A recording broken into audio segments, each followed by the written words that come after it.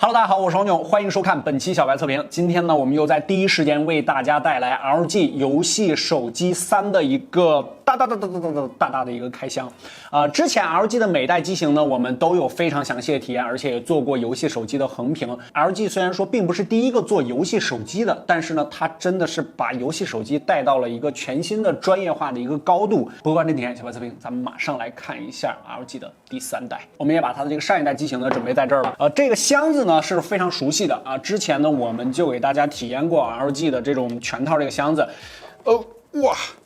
这箱子真的还是非常重的。我们手里的这台呢是它的一个经典版本。这次这个 LG 游戏手机3分为3个版本，一个是精英版，一个是经典版，还有一个就是至尊版。至尊版那个就是箱子里面大全套，啥都有了，什么双屏的那个是吧？游戏手柄那个也有。但是我们这个就是一个中间档位的版本。咱们先把这个手机拿到旁边。还有就是我非常期待的这个手机壳，它后背呢是带这个灯光的。这个设计在今年玩家国度的笔记本上呢也有体现，这个关注的小伙伴应该都知道啊。然后还有就是这个风扇了，这也是全新的一代，这个一会儿呢咱们会详细跟大家说到。里边这个小包装呢就比较传统了，同样下边有这个腾讯游戏的一个标志，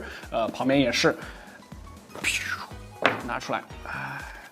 机器呢我们已经是体验有一段时间了，然后里边这个小包装也是比较传统的。4件套，一个编织的这个数据线，它是双 C 口的啊。然后充电器方面呢，它是一个 C 口的充电器，然后最高呢是能够达到30瓦的一个充电，但是这个30瓦呢实现的速度要更快一点，后边咱们会说。然后还有一个就是转接头，别的就没有什么了。盒子里面还是附送了一个传统的这种塑料的保护壳，这个去年也是有的。还有就是满满的这个信仰贴纸了啊，这肯定是有一张的。OK， 我们把经典版的这个手机壳呢给它装上去之后，它会有一个提示切换到这个相关的主题，我们已经切换过来，然后后背就有这种淡淡的小灯光通过这个小孔呢给透出来，非常的漂亮啊！这个 LG 这个设计呢是 LG 首创的，当然这个手机壳呢确实是厚了一点点，但是它的整体的这个质感呢还是非常不错的。第二个配件就是这个散热风扇了，它下边呢是有一个专门的这个插孔的，这个在上一代这个机型上也有，它有一个专门的防尘塞，然后这一代呢专门给你准备了一个小口，你可以把防尘塞放进去，然后作为一个收纳使用，然后这样你再把它扣上去，它就会自动识别，然后马上整个机器切换到横屏，然后这个电也供上来，然后这个满满的信仰灯后边也会亮起啊。这个风扇在设计上呢也更加简洁了一些，而且呢它同样是可以作为一个手机支架来使用的，就是即便你不打游戏，你可以把它这样放着来看视频。这个功能上呢还是挺多的，而且这个风扇的后背呢也特意多留出来一部分空间，就是你每次不用摘套，即便是带上这个带灯光的比较厚的这个套，也可以非常完美的来使用这个风扇啊。总而言之，就是它在兼容性能上呢，给你考虑的还是非常全面的。这次的 LG 游戏手机3呢，它的屏幕选择的是6.59寸的一块 AMOLED 屏幕，然后它是一个144赫兹的一个超高刷新率，并且在这个中控采用率呢，也是达到了270赫兹，反正这些参数呢都是非常顶。之前呢，这个屏幕方面呢，可能小伙伴们有一些诟病啊，但是这一次在色准方面呢，它做的也是挺好的。这个色准方面达到了 Delta E 小于1，而且在功能上的支持施比特，还有就是 HDR10+这些呢，它全部都是支持的。另外在刷新率上呢，它也可以实现4档的这个切换，60、90、120、144，你可以根据自己的喜好来进行切换，也可以根据游戏来进行点对点的这个切换。然后在 ID 设计上呢，这次大家也是非常期待，我把这个2代的机器呢给大家摆在一起，其实你可以明显的感受到一点，就是它这一代做了一个非常简洁化的设计。就上一代呢，相对来说，还是满满的那种机甲风啊，上面有线条啊，又有一些小小的这种镂空的这种设计，看起来是非常激进啊，这个非常游戏。但是这一次呢，更加的一体化，更加照顾了一些日常使用之中的一些场景。比如说之前这个腰部这个线条的位置，之前有好几条，现在呢改成了1条，然后脚上面又设置了一些线条，而且也有一个腾讯游戏的标志。这次 ID 设计上最大的亮点就是它下边的这个旗形的一个镂空的设计，就是你能看到里边的这个构造，这个透明块里边呢就是它的一些散热的结构，这看起来呢就是透明探索版的那种感觉啊，特别漂亮。而且呢它不是全部的，就是给你做了一个若隐若现啊，用这个词还是比较好啊。上面这个摄像头呢，由之前的这个双摄变成了3摄，这个摄像头的设计上呢，跟上一代呢是很像的，包括这种几何型的闪光灯的这个设计。3维方面具体参数呢，先给大家打出来，这个重量应该是大家最关心的啊，这个240克的一个重量。厚度方面呢是9.85毫米，确实有点重，而且也有点厚，但是这是游戏手机吧，一切为了游戏而生，而且它电池达到了逆天的这个6000毫安时的一个电池，这也是我们今年体验到的最大电池这个手机之一了。硬件配置方面就无需多言了，这个顶级的游戏手机，这个865 Plus， 然后加上 LPDDR5 加上 UFS 的 3.1， 而且它这个至尊版呢，这个内存是达到了16加上512G。86 Plus 呢，之前的视频中呢，我们简单跟大家聊了一些，这个综合的性能方面呢是提升在10%左右。LG 啊，这个它调教的怎么样？咱们实际来跑分看一看。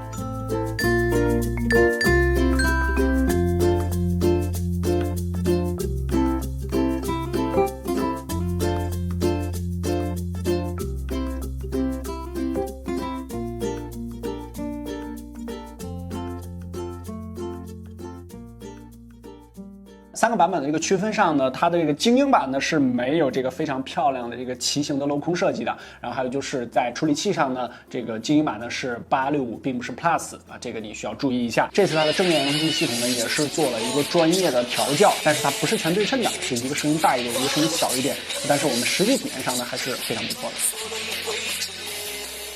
充电方面呢，刚才咱们说了是30瓦，但是呢，这次由于它内部的这个散热设计做的是非常不错，不仅让它在游戏的过程中呢散热表现非常好，也可以提升一些充电的这个效能。之前我们体验的一台旗舰1加8 Pro 也是30瓦的充电器，我们同时将2部手机充1个小时，1加8 Pro 呢充入了4330毫安时 ，LG3 充入了5040毫安时，表现还是非常不错的。然后另外呢就是摄像头方面了，这次这个摄像头呢，其实大家之前对游戏手机啊，对这个摄像头就是扫个码就可以了，是吧？对这个摄像的要求并不是太高，但是这次它也是花了一些心思，我们是明显能够感受到的。比如说主摄方面，它也给你上到了6400万的 IMX 的686，而且在这个调教方面呢也是非常成熟的，而且它加入了一个1300万的超广角，可以实时矫正，这个是125度的一个广角。另外还有一个500万的一个微距镜头，前摄呢是一个2400万的一个前摄镜头，而且就是这颗 IMX 686呢，在摄像方面啊，注意不是拍照啊，是在摄像方面加入了一个专业的录像模式啊。这个模式呢可以调的参数非常多，让我们感觉就是虽然我是游戏手机，但是你在使用我的拍照的时候也能得到额外的惊喜。OK， 下面呢就是非常重要的关于游戏方面这台机的提升了。这次呢一个非常大的改变就是它的肩键 Tigris。之前的这个机器上呢，它也有2颗肩键，这个是很多游戏手机都有的，而且还有是一个实体肩键的。但是这一次呢，它加入了4颗肩键啊，你没有听错啊 ，Tigris 再加个 S 都可以啊，4颗肩键，2×2的一个结构，它同样还是2侧肩键，在内侧和外侧呢区分成了2颗，这样呢它顶部呢就变成了4颗超声波的这个肩键，而且呢它实现的功能也更多啊。之前呢，你比如说你单点这4颗键呢都是单独的映射的功能，比如说你在吃鸡的时候可以分别把它们设置成4个功能键，但是你还可以再进行设置，就比如说我滑动。向里滑动或者向内滑动，还可以再进行单独的功能设置啊。说实话，我没有那么专业，我日常可能用不到那么多。但是对于专业的游戏手机、专业化的人员来进行使用的话，那真的可能可以发挥非常大的作用。另外，它还有一个非常有意思的功能，就是我在使用的过程中啊，反正我个人觉得还是挺好用的，就是抖一抖，就是你稍微的晃一下这个手机，哎，你可以再把它设置成一个功能键，就不光是在游戏过程之中，你可以映射各种各样的这个操作。这个是在外部的硬件方面，在软件方面呢，这次它招牌的这个性能面板呢也做了一个新的升级，就比如说 X 模式，上一代的这个 X 模式呢就是可以开启可以关闭，但是这一次的这个 X 模式呢可以做非常详细的自定义设置，它分成了3个等级，你可以根据不同的游戏，根据不同的场景来进行适配。还有一个特别值得提一下的，就是在游戏精灵中这个红操作啊，这个很多小伙伴应该比较熟悉啊，上一代也有，它就是可以先记录你的触控操作，然后播放后可以自动进行操作，这个在有些游戏还是非常好用的啊，尤其是可以从机械操作中呢把它解放出来，就比如说你要一直刷一个图，一直刷一个怪，你录制好了之后就可以一直来进行重复操作了，这个解放你的双手。我相信看到这里有很多小伙伴都会在想，这么极致的游戏的设置或者说功能，我真的用得到吗？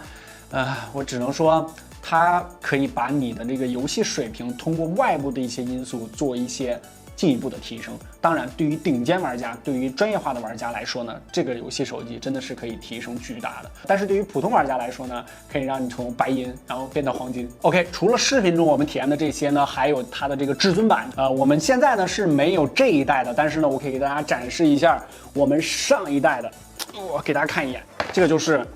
应该是差不多的这个至尊版，这是上一代的，就是哇太重了，太沉了。这个是双屏的，然后还有就是单独的这个游戏的手柄，然后有非常专业的映射键位，然后还有就是你可以插在电视上或者说连在显示器上进行的这个专业化的这个底座，而且全部都带信仰灯，非常非常漂亮。这个就是它至尊版，应该也是这么一套。OK， 更多内容大家可以关注我们的 B 站、新浪微博和微信公众号，都搜索小白测评就可以了。后续的所有新机呢，我们也会在第一时间为大家带来体验。